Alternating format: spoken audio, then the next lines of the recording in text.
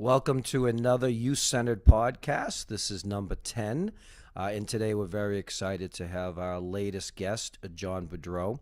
John is presently finishing up his junior year at Syracuse University, and he has been with us since he was a young kid as both a member of the Youth Center, a participant in the Youth Center, all the way up to working for us and holding some administrative roles for us in the summer. Next week ends John's tenure with us as he's taking on a internship to help him with his career as a communications major at Syracuse. So as we're winding down his career here, we thought we'd bring him on the podcast to basically talk about our topic today, growing up in North Andover. So, John, thanks for coming on the podcast. Really appreciate the opportunity, Rick. Really happy to be here. John, what are your earliest memories of the Youth Center? You started out as a summer fun kid, then became a Youth Center member through your middle school and high school career. You were a basketball fanatic in many of our recreation programs.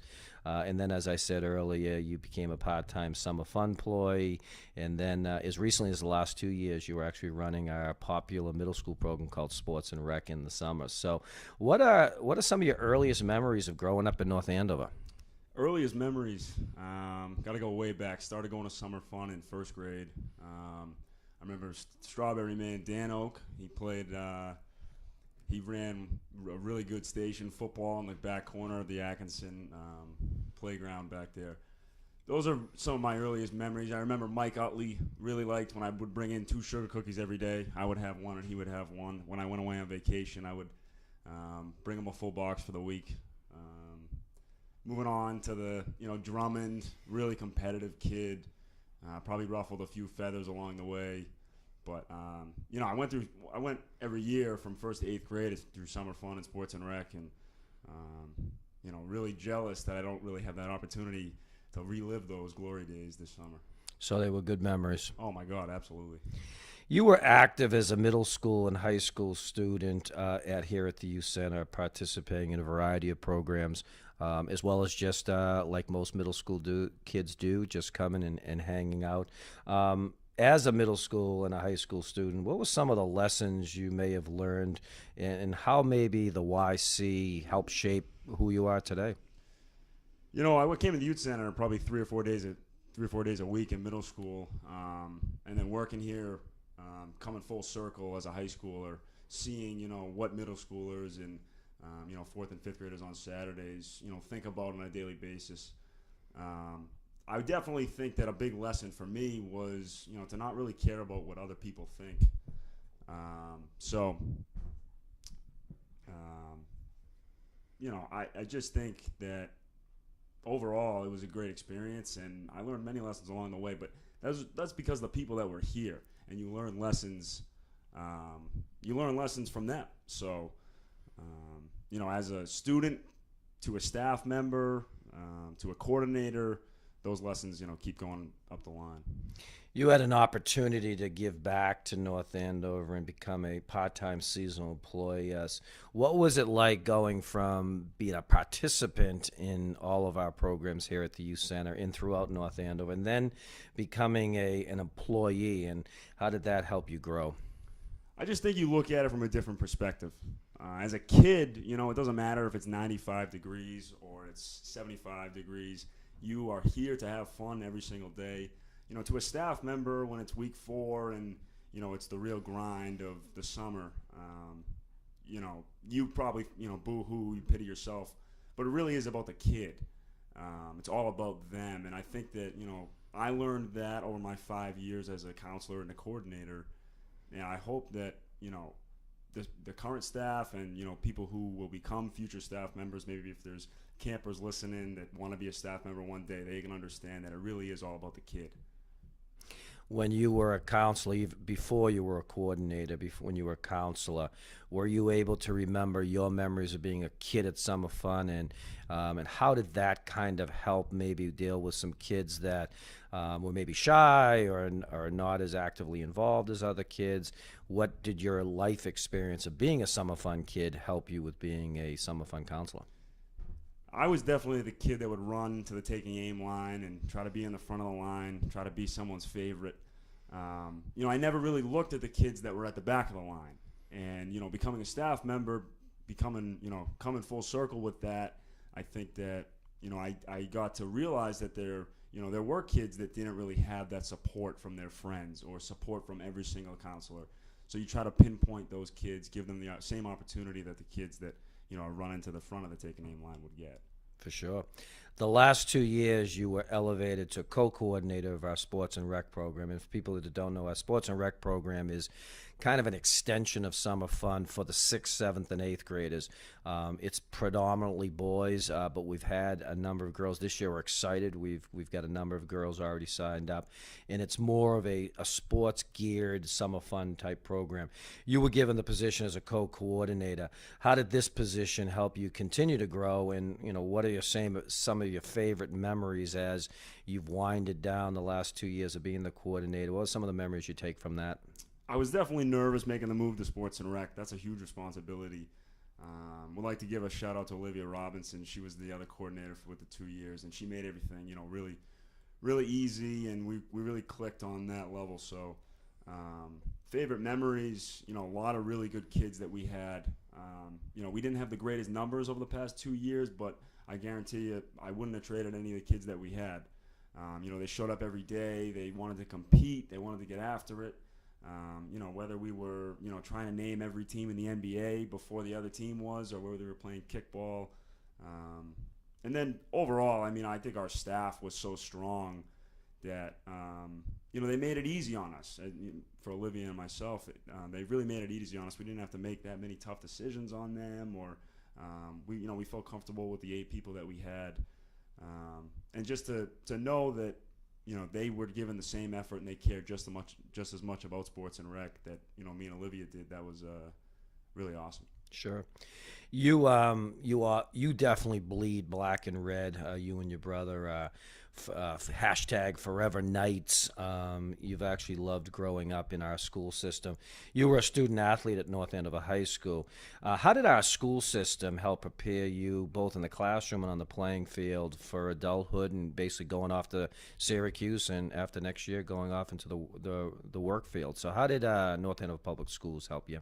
I think about my 2 head coaches in high school. There were many of them, but for the varsity team, I had to fill out progress reports and get support from my teachers. And I knew that if I wasn't getting it done in the classroom, that I wasn't going to be able to get it done on the field. I think North Andover is a great place to balance the 2 things. You have time to really focus on the things that are important in your life, and school is one of those things that I wanted to make a priority. And when I had my free time, sports was something that I really tried to focus on, really loved doing, really loved competing. And academically, you loved attending North Andover High and prepared you to go to Syracuse? Absolutely. I think North Andover High really prepared me well for Syracuse. I felt ready to go to college. I didn't exactly want to leave North Andover High School. That's how much I loved it. I loved walking the halls. I loved hearing the pep band play on Friday afternoons. Those are things that still give me goosebumps. So every time I get to go back there, it's a pretty special thing. So I've seen you evolve from that little kid who attended summer fun to a kid that's a year away from graduating college. We saw some leadership from you the last couple of years, obviously being the co-coordinator of sports and rec. But today, in a couple hours, you'll be leaving once again. This will be a 3rd year attending our Core 4 Youth Conference on Lake Winnipesaukee. This is a conference that brings kids together from the North Andover Youth Center, the Andover Youth Center, the Merrimack Valley YMCA, and the Greater Lawrence Boys and Girls Club. And we've been actually doing it for 4 years. This is your 3rd year with us.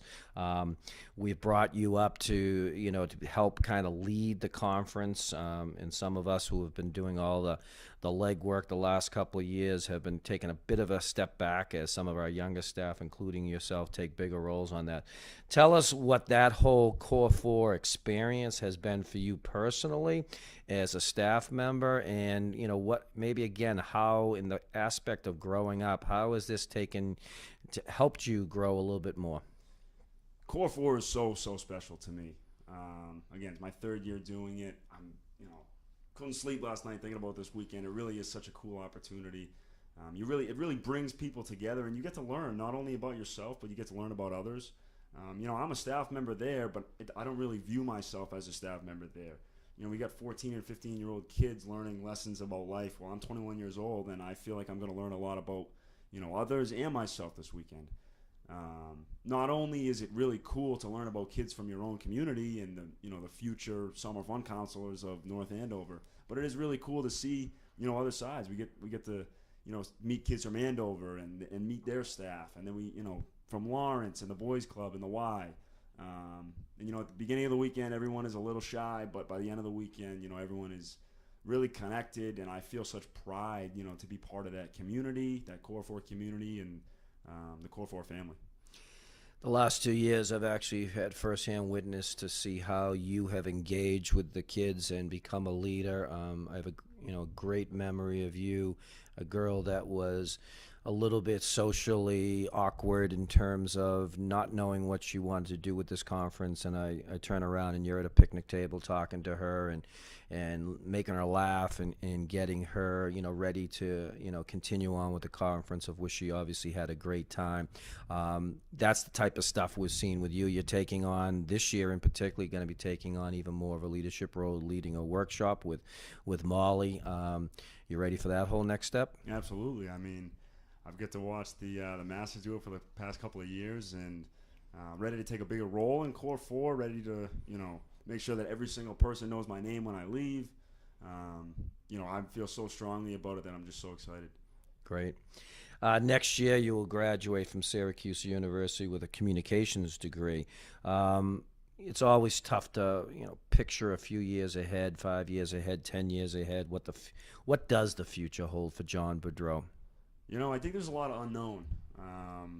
For the first 22 years of my life, I think everything was a little predetermined. I had to make big decisions in my life, like going to Syracuse, big decisions like that. But, I kind of knew that I was going to go to college, and, after I graduate, that would be the first time that I can really make my own decisions. So I think, I'm comfortable with being uncomfortable right now. I don't really know what the next couple of years are going to hold. I'm going to dip my toe in an internship this summer in kind of the sales region. What's that whole internship about? So I'm working at John Galt Staffing. It's a recruiting and sales company. Basically, I'll be on the phone many times a day trying to get information on people. It's a really cool company, something that I interviewed for, learned a lot about interviewing and all that stuff. And I think it'll be a really cool opportunity. I'm going to go through a 6-week training program and then get started for the rest of the summer. Really looking forward to it. I think it is a really cool opportunity. Obviously a little bittersweet having to leave the youth center after many years, but I think the internship will be a good decision. So you went out to Syracuse and obviously upstate New York. Great winters up there, a lot of snow, and I always text you a lot to talk about that infamous basketball team you have up there. People can't see right now, but once again, John is wearing a Syracuse shirt. He wears a Syracuse gear almost every day here. What's up with that Jimbo Boeheim 2-3 defense? What's the basketball team going to look like next year in your final year there? I hope they can win it all my senior year. Freshman year we made the Final Four. It was a bit of a surprise. Sophomore and junior year, not our best teams. I think that we're going to really put it together this year. We're the only Sweet 16 team that returns our whole starting five. That's something. I think that the 2-3 zone can really make teams uncomfortable. Our length, our versatility as a team, quickness, and we play in the ACC. So if we go 10-8 in the ACC, that's okay because we'll be battle tested come tournament time. Well, we have a lot of former Syracuse students living here in North Andover. One of the most outspoken is Kevin Breen, among others. I usually enjoy tweeting at all of you when Syracuse ends up losing and getting knocked out of the tournament. But I do agree with you. As much as I don't like Syracuse, got a pretty good team coming back, and who knows? Maybe in your last year there, they'll actually get to the Final Four. Will we see you there if they get to the Final Four? I don't know. I really want to be on campus. If we're on the Final Four, I really want to be on campus. So you'll actually watch it there. Absolutely. Good. As you enter adulthood, you're 21 years old now. What advice do you have for the young John Boudreaux? When you think back of that first grade John Boudreau all the way up through his his 12th grade year at North Andover High School, what's your advice to these young kids that, quite frankly, are trying to race through their elementary school years and their teenage years? What's your advice to those kids? I think everybody looks at their life like they're happier in the past. Memories are better than they actually are. So I just think you have to enjoy every single day. You have to take every day, not for granted. I talk about, how much I love high school and how much I want to go back. But I also find myself, talking about my freshman year of college and how much I miss those days. So I think if you can just focus on today and focus on, what makes you happy, even for a second grader, I think that advice goes a long way. So obviously, teens is our business here. Getting kids through adolescence is tough. It's not easy being a middle school and high school kid these years. Things are getting tougher and tougher for a variety of different reasons. From your standpoint, being outside the school system now, in college, thinking back, what's your top 5 things that maybe the toughest things about being a teen right now here in North Andover? I just think, worrying about other people's opinions. People follow leaders, and sometimes leaders in middle school aren't the nicest people. Laughing at people or making fun of people, that's just it's not appropriate. It's not right. I definitely would say, to those kids that do those kind of mean things, that, every single kid deserves the same opportunity to be special and to feel special. I think that, middle school is not an easy time. We see some kids up at Sports and Rec over the past couple summers who, have that, I'm, trying to make people laugh at this person, not with this person. I think being inclusive and letting everybody, have that opportunity is key. Great. Your brother Steve is one of our all-time favorites. He's obviously been with me for a lot longer than you've been, grew up in the same program. We often joke that when we look at you, we see a mini Steve, how you look, how you talk, your mannerisms. Tell our listeners how special this relationship between you and Steve is, and how that's actually been a connection here at the youth center also, and to this day how he's probably your biggest mentor. My brother is the most important person in my life. Can't stop smiling when I think about him. He really is, really, really special. I slept 10 feet away from him my whole life. I was in 5th grade when he went to college. He's 7 years older than me. I think that was a really cool transition from him being a role model and him being my older brother to, the older that I get, we're friends now, and it's different. He has made such a positive impact on my life, guided me through big decisions that I've had to make, always been there to, support me and, be my number one fan. And it's funny how that works, because I was his number one fan for so many years. And then as he moved on to college and as his athletic career came to a close, he actually became my fan. So it's really cool how the two of us were able to interact over the years, or how our relationship has changed, and how close we've stayed. Yeah, it is an incredible relationship, and obviously not to minimize your relationship with your sister, but the three Boudreau kids have a special relationship with each other, and it's really nice for me to sit down and watch that over the years that I have with all three of you. So, yeah, I definitely agree. Steve is your biggest fan, and to this day, and every day he's going to continue to be your best fan. You've had a really good friend group. We talk about, you've mentioned a little bit, it's tough sometimes with friends in the middle school and in the high school.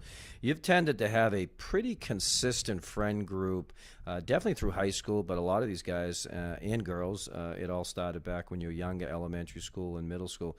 Tell us a little bit about, your friendship group and, the pros and cons of that whole thing over the years. I've had a pretty consistent friend group. I feel like the people that have been there for me have been there for me all along. I think about guys like Jake Burkhart, who I got to play football with in middle school and high school. I got to grow up with him, got to hang out with him all the time. I know he really always has my back.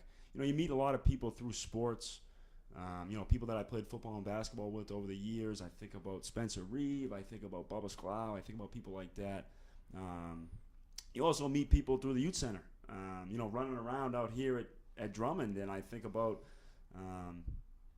summers that we had as friends and the life lessons that we learned. I just think that overall, my friend group, I know that, they're going to be with me for a long time. Guys like Matt Iacovello, Yanni Falaris. I can't shout out everybody, but, having them to support me and to be able to support them over the years has just been awesome, and it always makes North Andover really feel like home for me. We have a new group taking over Sports and Rec, the law firm of Wolfenden and Sportelli. What do you think about the future with those two guys replacing you and Olivia? I think Matt Wolfenden's ready for the job. I worked with him for the past 2 years. I actually told you when I wanted to go to Sports and Rec that he was someone that I really wanted to bring with me. I thought it was vital. I think that he cares a lot about the program, which is key for someone at Sports and Rec out there, because there is no bathroom, there is no shade that you can sit in. Well, we do have a bathroom, John. We have a porta potty. Yes. But I think he is ready, and he has seen what me and Olivia had built there, and hopefully he can build off that. I go to college with Devin. Really good friends with her. Haven't had the chance to work with her, but everything that I know about her and everything that I know about her work ethic, I feel really confident in the two people that are taking over the program.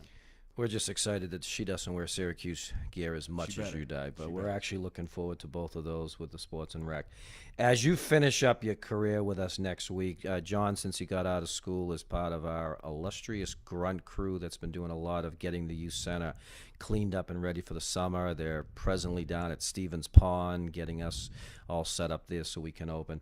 But as you finish up your career and head off to this internship, which we're very excited for you, going to put you on the spot. What's the John Boudreau legacy that you're going to leave the youth center? I hope that I impacted as many people as I think I did. When I was here at Drummond, I felt like a little bit of a superhero. The kids really idolize you. They look at you as like a professional athlete more than a high school athlete. And I hope that they don't know me for that, but I made individual relationships with all of those kids, whether it was my 3 years at Drummond or my 2 years at Sports and Rec, whether it was running Joseph Walsh. I think that my relationships with the staff here has been really, really good over the years. I'll always be able to call the youth center home. You told me my first year, we're not putting up a statue, and a statue is not what I want. But I hope that I am remembered here for the work that I did and the time that I put in here. I spent many, many hours here, and I wouldn't trade one hour of that. For sure. You come from a great family. Obviously, we know your parents real well, and we talked about your brother and sister. You've had a lot of mentors, without mentioning them by name, but maybe collectively. What would you want to say to all of those teachers, coaches, professionals that have been involved with your life as you wrap up your career here and basically in North Andover? What do you have to say to all those people from the little John Boudreau in the first grade all the way up to this kid that's heading off to a big internship and the next step in his career? Well, first would be thank you, but I think specifically I want to say thank you for trusting me and putting confidence in me. Being able to start for a varsity basketball team and for Coach Tanglis, like that's something that I'll be able to take for the rest of my life. Being trusted to run the Sports and Rec program, which was a program that I went to for 3 years. Countless people have been huge inspirations on my life, whether it was Bob Ataconis in 5th grade or, Rick Gorman as a, 21-year-old.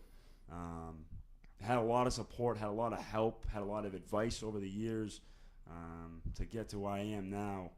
But, wouldn't be able to do it without those people. So just a huge thank you to all of them. How about that kid out there that wants to be the next John Boudreau? He's maybe in the summer fun right now. He's idolized you for lots of reasons, and he wants to be the next John Boudreau, maybe coming on staff in the next few years. What do you have to say to that person? He should probably get in the weight room. He should probably work on his jump shot a little bit. But just keep your nose to the grind. I think about it's kind of a process of elimination. think about my 5th grade basketball team. There was 30 kids playing travel basketball, and another 15 in town who are really competitive. And from those 45 kids, only 3 of us played varsity basketball as seniors. Stick through it. There's not everything's gonna be easy. But I think that the people who are persevere through the challenges and can really elevate to that next level. I just think perseverance is definitely something that I would, preach to someone who wanted to grow up like me. Well, I will miss our Celtics talk and my ability to bash Syracuse basketball. I will not miss watching you try to weed whack or use any mechanical equipment here at the youth center. But you have truly left your mark on the youth center. We all at the youth center wish you the best of luck. And as we've said, you've heard us say this many times, always never forget where you came from. And I don't think you ever will. So thanks for coming on the podcast and sharing your thoughts on growing up. Really appreciate that, Rick. This is an awesome opportunity. I'm glad that I was able to get on the podcast before I make my final exit from the youth center. Can't sum it up in the words what this place means to me. Well, this wraps up podcast number 10, Growing Up with John Boudreau. I'm excited to announce that next week we'll have Mrs. Pat Roberts here. We are unveiling the Tim Roberts mural next Sunday, June 10th. Pat has graciously agreed to come on the podcast to talk a little bit about this passion that her husband and her have put into with this mural of Tim and keeping Tim's memory alive and all of the great work they're doing to try to raise funds for cancer research. So they'll be coming on next week. And then the following week, we have Assistant Principal Cheryl Ramondo from the middle school, who's going to be coming in and talking about a topic that we put together on the changing middle school students. So those are the next 2 podcasts coming up. We have scheduled through August right now, so we're trying to do this every week. And as usual, we could not have done this without the help of Susan Martin and NACAM. And I think we're getting a little bit better every week. We are looking for a high school student, even a middle school student that has an interest that might want to come on and be the producer of this podcast and help us with everything from setup to actually running the whole podcast. So if you are interested, as well as if you have any other new topics that you'd like to have us talk about or even some potential suggestions for guests, always email me at rgorman@nyouth.com. So again, thanks again to John Boudreau, talking a little bit about growing up. And as we always finish the podcast saying, too much passion is never enough passion.